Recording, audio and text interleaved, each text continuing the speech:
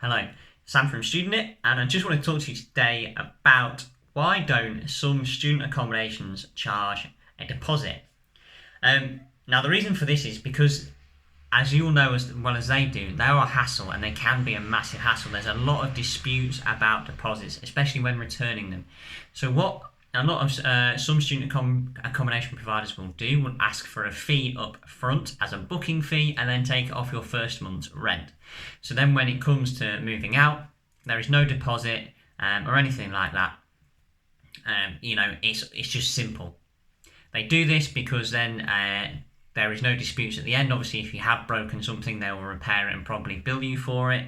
However, it stops the massive faff that is returning hundreds of deposits at one time and getting lots of inquiries from students asking when the deposit's going to be returned. So what they do is they ask for something up front. I know one provider that charges £1, and I know some providers that will charge half the first month's rent as a booking reservation to take the house or your room. And then what they do is they knock that off your first month's rent. So when you move in, you only owe half of the first month's rent, and then you pay it in monthly instalments from then.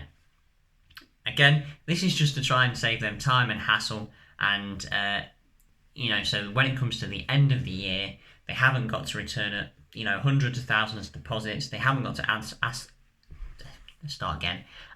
loads of emails about when they're going to be returned, and if there are any disputes, that just adds to the fact. So all in all, it's just trying to cut it down.